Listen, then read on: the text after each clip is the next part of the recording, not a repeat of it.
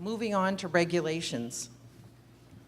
Whether the policy area is fisheries, banking and finance, healthcare, or environment, it is people running businesses, especially small businesses, who are most impacted by the regulations promulgated to implement laws passed by Congress. Please describe your overall philosophy regarding government regulation. What steps will you take as our Congressman to reduce and mitigate the cost and burden of federal regulations on Cape Ann's economy? What I'll do is I'll support the REINS Act. That's a bill in the Congress that says that any regulation that's passed that costs the economy more than $100 million has to be taken by a vote of the Congress. And what's happened with the fishing industry and other industries is you have bureaucrats sitting behind desks in Washington making decisions that make all of your lives as business owners much more difficult. And I think that in the Congress has given up their accountability. They've pretty much said, you know, they pass bills with big gaping holes and leave it to somebody else to fill in the details. That's what's smothering the economy right now. I sat with a bunch of bankers. I had 20 community bankers come in, and we do need regulations for banking, first of all. But when Dodd-Frank passed, it was supposed to deal with the 5 or 6 banks that were too big to fail. What's happened, though, is on the ground level, that's really impacted people. I sat with 20 community bankers. One of the banks, I won't say the name, everybody knows who they are, said, I have 40% of all of the capital in my bank that I usually am lending out to small businesses and lending out to people trying to get mortgages. But I can't lend it out right now because the regulations are so tight. It's really constrained what we're doing. And as community bankers right now, we're not being creative. We're not working with people. That's just one industry. There are over 4,000 regulations right now that are in the process of being promulgated by the federal government. Healthcare, 200 to 300 regulations for Obamacare. Nobody knows about this, but after the election, over the next few years, they're going to be promulgated. So everybody in the healthcare industry right now is frozen. Nobody wants to do anything. They're waiting for the regulations to come out. Financial services, Dodd-Frank, another 200 to 300 regulations. They're going to be implemented over the next few years. Everybody in the financial service industry, waiting, watching what's going on. Nobody's creating jobs right now because nobody knows what's coming next. And this is a huge problem for our country. Every recession since the Great Depression, if you put them all together, the average was 10 months.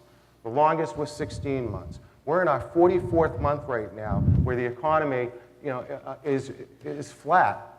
And that's the reason, one of the reasons why, again, is because the overregulation that's taken place on the federal level. Mr. Fishman. One of the things that I've encountered a lot on the campaign trail is people say to me, libertarians, you guys hate government. It's exactly the opposite. We do not hate government. We love government. We respect what government is.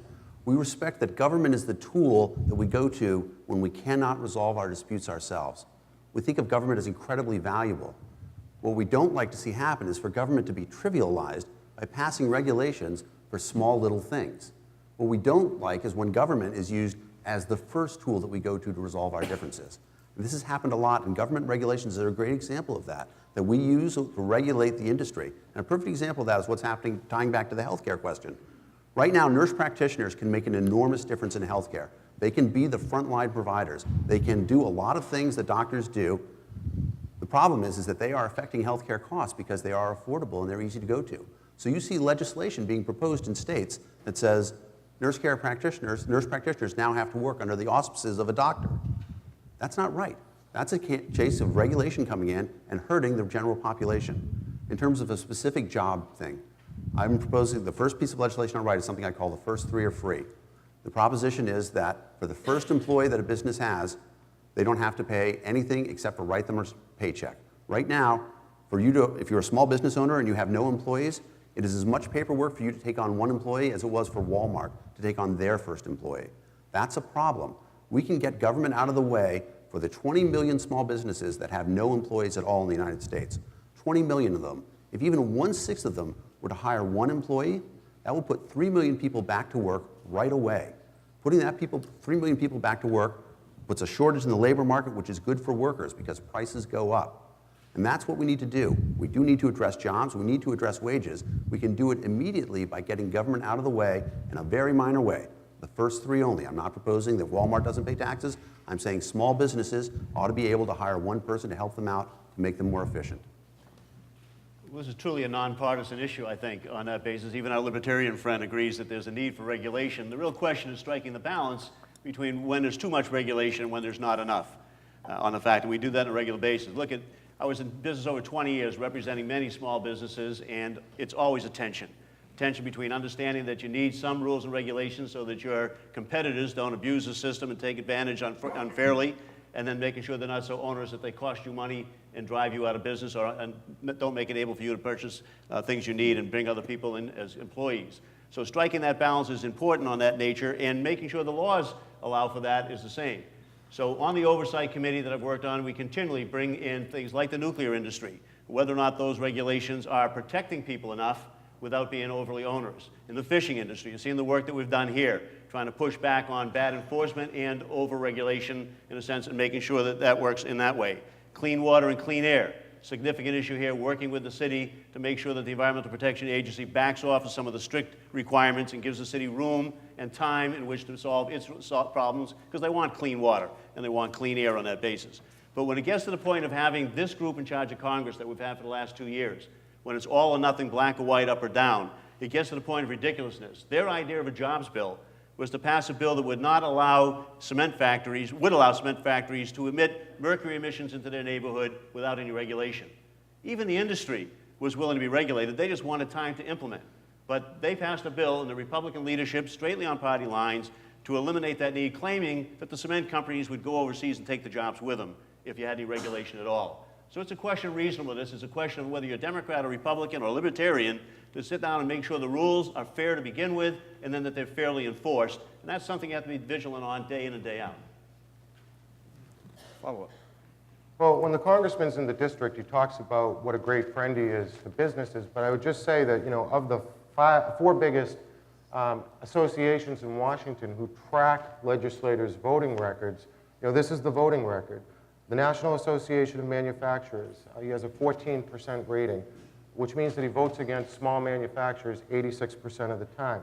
The National Federation of Independent Businesses, 0, did not vote with him once the entire session. The National Retail Association, 0, didn't vote with him once the entire session. The National Small Business Association, 0, didn't vote with him once the whole session. These aren't partisan organizations. The National Small Business Association gave Ed Markey and Nikki Songas a 66% rating. John Tierney was the only member of the delegation who got a 0. You know, I think we need, if we're going to improve the economy, we need people down in Washington who are going to be voting to help small businesses create jobs. Of course, there has to be regulation. Adam Smith said, "Two people of the same trade seldom meet, but the conversation ends in a conspiracy against the public." That is where we do need government to step in, to recognize the fact there is occasionally businesses that conspire together. There's occasionally situations where corporations are bad actors in the field. What we have to address first, though, every time that we consider a regulation is any regulation needed? Do we really need a rule here? Do we really need a law? As far as I can tell, this Congress has never seen a regulation or a law that they don't like. The U.S. Chamber of Commerce, when I was the head of the chamber down in Salem, was thrown out. Didn't want to be affiliated with them. They might as well be a wing of the Club for Growth.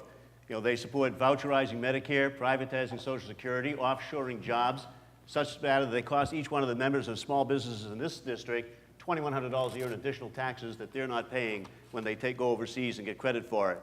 They also stopped a good cybersecurity law from becoming law when we need it most, because they didn't want to participate and work with the government on making sure we were protected.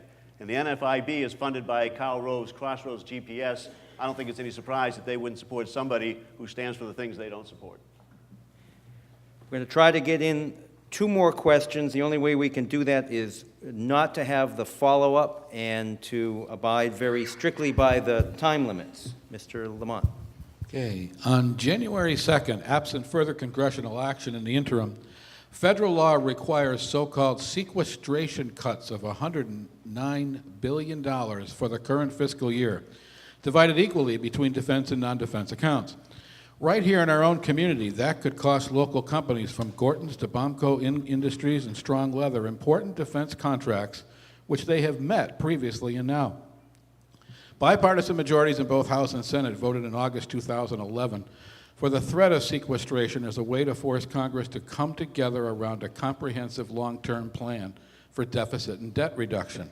But is this formula fair? If you're elected November 6, what specific steps will you take and how will you work to break this impasse and enact a more responsible deficit and debt reduction plan? Mr. Fishman. Only Washington would use a term like sequestration to talk about cutting spending. There's a real way that we can look at what spending is right now and be smart about what's going on. But the number one thing we have to realize is right now we are spending $4.2 trillion with $3 trillion coming in. That's an incredible bad balancing of the books. At this point in time, we have to accept the fact that what we're doing is we are borrowing money that we are going to be paying back with interest, and I know interest rates are low, but we still have to pay it back with interest, and we are accumulating a debt. And the way that we are accumulating that debt right now is that the Federal Reserve is printing money. You've heard of quantitative easing. They are putting $40 billion a month into the market. That money is being made by the printing presses being turned on. And when that happens, the value of the money in your savings account goes down. It helps the banks, it's true. It might increase lending. But we have a real situation where we are saying right now, we are looking at the potential of real inflation. We're looking at what they call the fiscal cliff. Now, when the International Monetary Fund warned us against the fiscal cliff, to me, that is bankers saying the economy is going to be in trouble unless you keep borrowing money from the bank. And that's not the way that things have to be. We can find a way to live within our means. I accept the fact that the Democrats feel like the Republicans are blocking them from raising taxes. The Republicans feel like the Democrats are blocking them from cutting spending. But there has to be a realization of the fact that when there is a deadlock like that, the answer is not to borrow more money so that you can keep spending. And this is the real threat that's coming up to us right now. When we talk about sequestration, a few specific things that I would look at, I do not believe that American security is enhanced by all the money that we are spending on defense right now. We have overseas bases that we can look at. The Russians are not coming into Germany. We have an enormous base there. We can save ourselves a lot of money by closing that base and bringing people home. I don't believe that America has no interest in going on in the world. I'm not an isolationist, but I do believe that we can be smarter and recognize the difference between defense spending and spending on what enhances our defense. Thank you. Mr. Tierney. Thank you. You know, the whole idea of this sequestration, and Dan probably points out what word that is, I don't know who created it. The fact of the matter was, this happened because there couldn't be a compromise, because the current leadership in the House of Representatives would not even compromise, wouldn't even let their own leader make a deal with the president. 4 times. You know, the president made an offer to resolve this issue, to cut $4 trillion out of the budget, which meant cutting a lot of domestic spending, reasonably cutting defense spending on the advice of the Department of Defense and the chiefs of staff, and making sure that we close loopholes and let expire taxes that even George Bush intended to let expire for the $250,000 first dollar and beyond. And 4 times it was brought back to the Republican caucus. It was so extreme that they wouldn't allow it to go forward. So this past 2 years has been a repetition of that over and over again, but this is the group that my Republican opponent says he'd vote to put back in charge. So when you talk about partisan and want to be nonpartisan, it's one thing to say, well, I would take the right vote, but it's the wrong vote to put those people in charge who behave that way, who are uncompromising and simply do not want to come to a solution on this. You know, the idea is that never should have been a vote to allow for this fiscal cliff to happen. Congress should not have abdicated its responsibility. I did not vote to do that. They were holding this government hostage. As they've held it before. In April of last year, they held it hostage because they didn't want to let Planned Parenthood be funded. In August, they held it hostage because they didn't want to increase the debt ceiling. But they held it until somebody blinked because they were willing to go over the cliff at that time. And Jason Chaffetz, one of the young guns who support my opponent, said, oh yeah, if it went over the cliff and if we defaulted, it wouldn't have been any big deal. It would have forced people to look at the matter. That is not the group that we want leading this Congress. We want people that will make a compromise, that will do this in a balanced way, that will let expire the cuts of the 2001, 2003 for that upper limit as they should, that will close loopholes that aren't good policy anymore, that will look at the domestic and the military budget to make smart, efficient, reasonable cuts so that we can move on with this and make targeted investments to put people back to work and grow our economy. Thank you. That isn't, really the record. I would just point out that the congressman is been rated as one of the most partisan members of the entire Congress, and he actually voted to allow the country to default on its debt when it came up a couple of Augusts ago. That's I not would bad. just say that sequestration, number one, is an admission that both Democrats and Republicans have failed. They haven't put the country first. And this has been going on for years. You've had Democrats overspending. Before that, Republicans were overspending. I just want to let people know, as a small business owner, I'm going to use common sense down there. When an issue comes up, or a spending item comes up, I'm going to say, is this really worth borrowing 40 cents, saddling our kids and our grandkids to pay for it? And you can go through if you have those priorities. My oldest sister's disabled. She lives in a group home.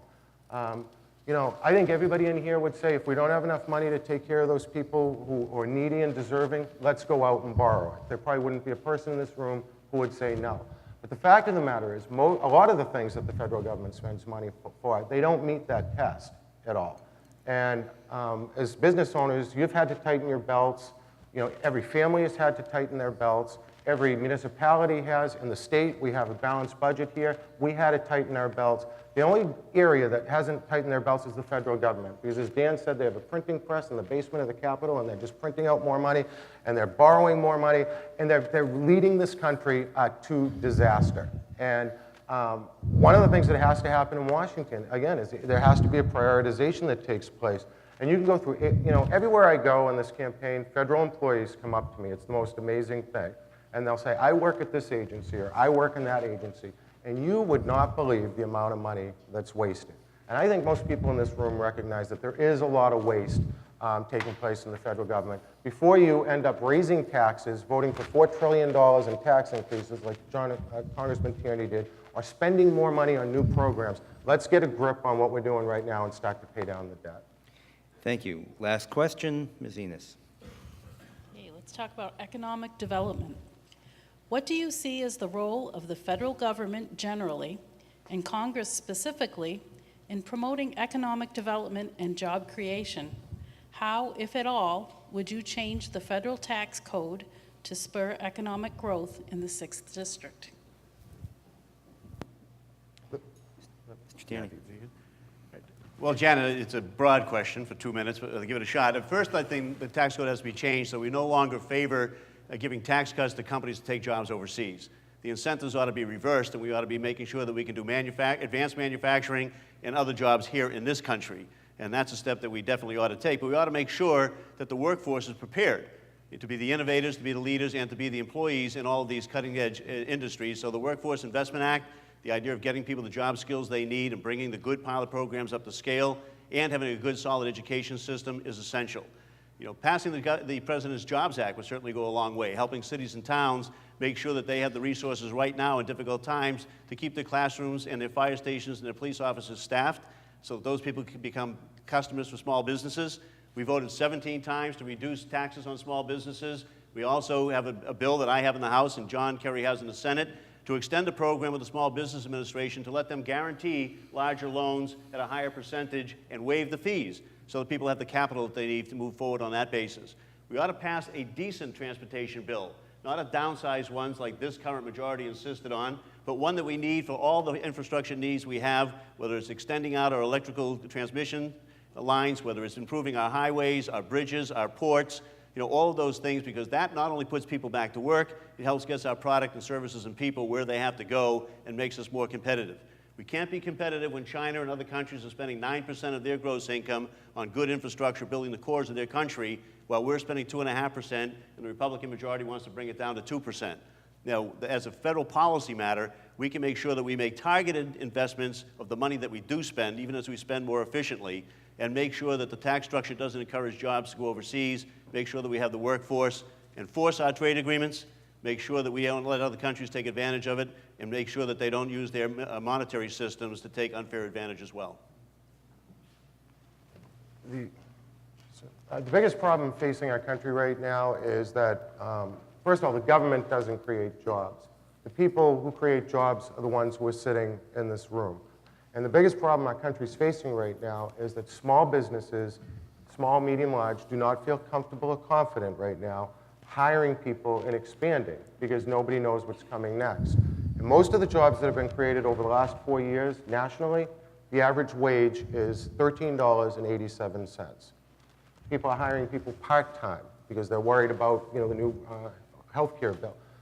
So in order to get the economy going again, we really need to depend upon small businesses.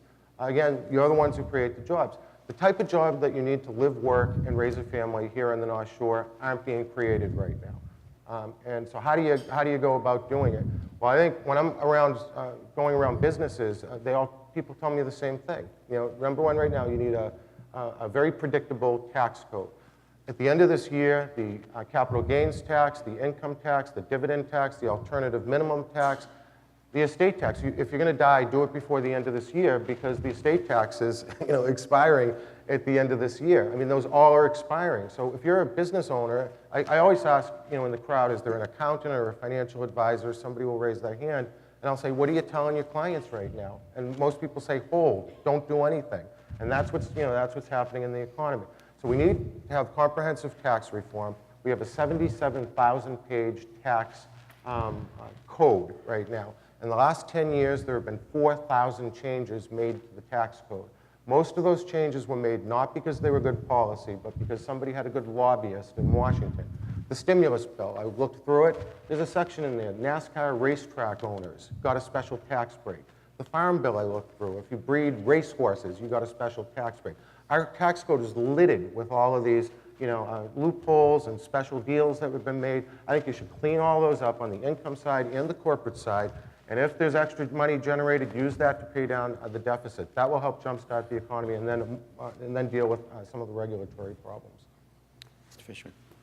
I apologize to these guys who've heard my speech on this beforehand, but Governor Gary Johnson said, my neighbor's 2 dogs have created more shovel-ready jobs than this administration. And there's something to that. The idea that government does not create jobs is absolutely true. An entrepreneur sees an opportunity and takes a risk. He or she understands the idea that there's an opportunity to make money, and that is worth the risk of the money that they are going to spend on a salary. Because that money could be invested in other things. It could be invested in the company. It could be invested in a bank account. Come back with, 1%, 2%, 3%, whatever you're going to get on your return. The employer understands that there's an opportunity to take a risk and make a better rate of return by hiring somebody. That's how a job gets created. We have to create an environment that will benefit that sort of thing. There was a great show on Marketplace just 2 nights ago. I don't know if anybody listens to NPR Marketplace, but they got together some Marxist economies, some Marxist economics, some Austrian school economists, and some middle of the roads, and said, what can we agree on? Because there's clearly a vast difference in terms of what people think should happen with the economy. And the one thing they all agreed on is that the corporate income tax is a terrible idea because of what it does. When the corporate income tax is passed, that affects people's salaries at their jobs. It affects what the corporation is able to buy. It affects the money that they are going to spend. And when a corporate income tax gets passed, corporate taxes, if we were to put a 10% tax on Exxon right now, they wouldn't feel it. It would immediately be passed through to you at the pump. So there's an understanding that there are corporate taxes that don't really benefit us because they get passed right through. We do have to reform the tax code. I'm a proponent of what's called the fair tax. I'd ask you to look it up, www.fairtax.org. I can't explain it shortly. I'll be here afterwards to talk about it. But there is a way that we can reform our tax code right now and make it so that you can't buy a loophole anymore. And that's what our current tax system is. I'm going to give the candidates a few moments to put together their thoughts for their closing statements. And I would like to take the time at this point to thank everybody for their participation and thank all of you for remaining true to your vows and for showing sportsmanship and giving us your specific ideas. I think this is a wonderful forum this morning. The order of the closings will be Mr. Tisei, Mr. Tierney, and Mr. Fishman. And then following the closing statements, we'll hear again from our president, Mark Grenier. So thank you very much, everybody.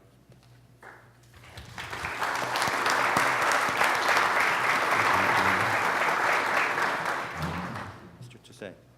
I just want to thank everybody for allowing me to come to this debate. I want to thank all of the voters across the 6th Congressional District. I have had the most amazing experience during the course of this campaign, being allowed into people's homes, into businesses, people confiding in me, telling me what's going on in their lives. just a tremendous opportunity, and I hope to be able to take all those experiences to Washington, D.C. In closing, let me just say this. We have a lot of people sitting in the room right now. Just a show of hands, how many people think that their lives, that in their lives, they've had more opportunity, a better education, and a better standard of living than their parents did? Just raise your hand. Okay. How many people in this room think that your kids and your grandkids are going to have a better standard of living and more opportunity than you? Right. Not as many, but there are some optimistic people in here. The fact of the matter is this country is in a lot of trouble right now. This is the first time in American history, every generation has passed down a country to the next generation where they've given the next generation better opportunity, a better standard of living, a better education. And now we're at the point, for the very first time in this country's history, we're about to turn over to the next generation a country that is mired in debt, $16 trillion. A kid who's born today, before they take their very first step, is going to owe $60,000 in government-issued debt.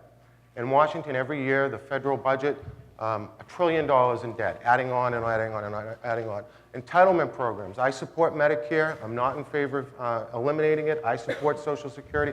We have an obligation to make sure that our kids and grandkids, that those social safety net programs are available for them. I will be a congressman who won't pretend that there aren't problems. I want to go down to Washington. I want to be a problem solver.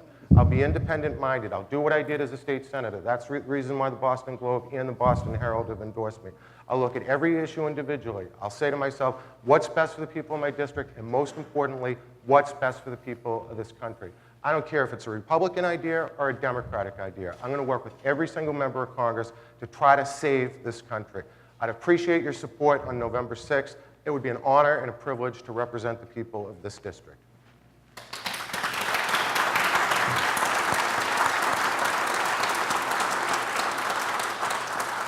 Tierney. Thank you. Well, thank you for your job here. Thank the Chamber and the Gloucester Daily Times for sponsors, the panelists, and my colleagues here for working as well. Look, this is an election about choice.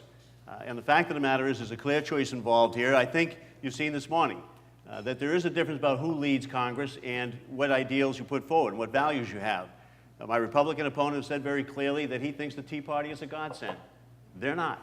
He says very clearly that he thinks the Ryan Republican budget is a good start.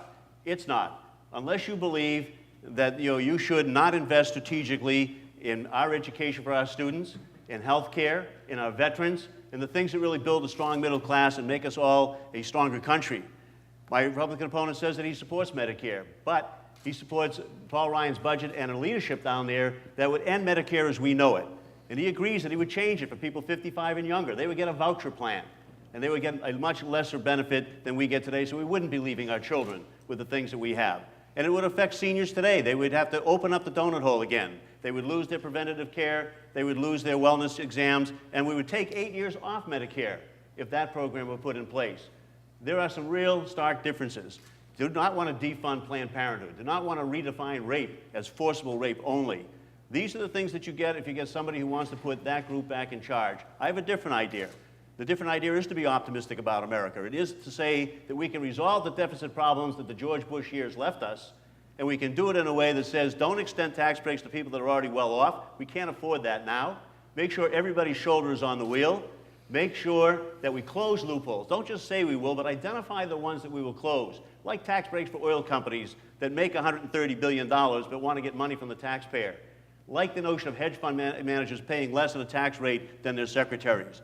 Make sure that we look at the entire budget, domestic and military, to make reasonable spending limitations on that. And when we do spend wisely so that it supports the creation of jobs and a growing economy. That's the future that we have. That's the America that we have. We've been digging out of the Bush-year recession. We are creating jobs and having jobs be created. We are moving forward in this country for students and for seniors and for people in small business. Let's continue down that path and not return, have amnesia, and return to what the Bush years brought us, which was nothing but 850,000 jobs lost month after month. Thank you.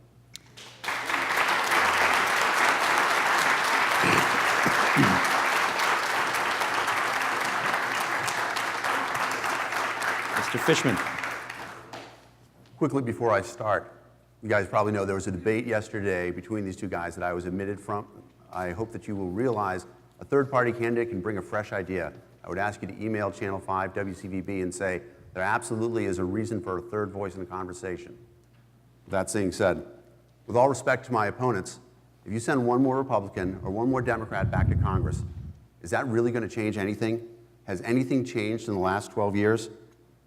A group of professional politicians has kept us in a state of almost eternal war while constantly building up a debt that is chaining our future generations to the idea that they are obligated to pay this back. We absolutely have to change that. And the thing is that the politicians knew that if they had raised taxes, they would have been unpopular. If they had raised taxes to pay for a war, if they had raised taxes to pay for health care, if they had raised taxes for a number of small spending things, they would have had trouble in their elections. And so they didn't raise taxes. Instead, they borrowed the money.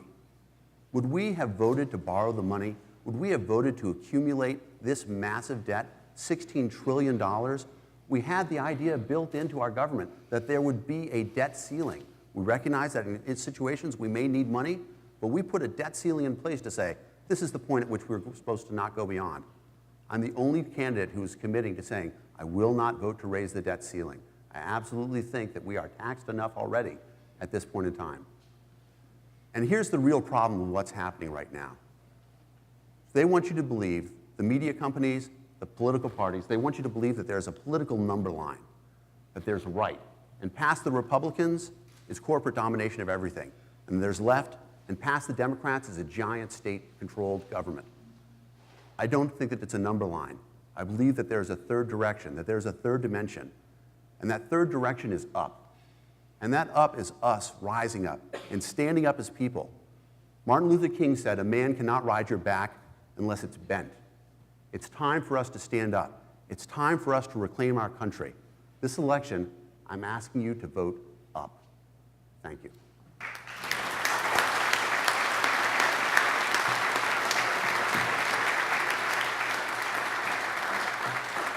I now gleefully relinquish the con to our president. Thank you, gentlemen. Thank you very much. If you are undecided today, we hoped that we helped you choose a candidate. At this time, I'd also like to thank Cruiseport for everything that they did for the Chamber of Commerce and hosting the debate for us, so let's give them a round of applause, please.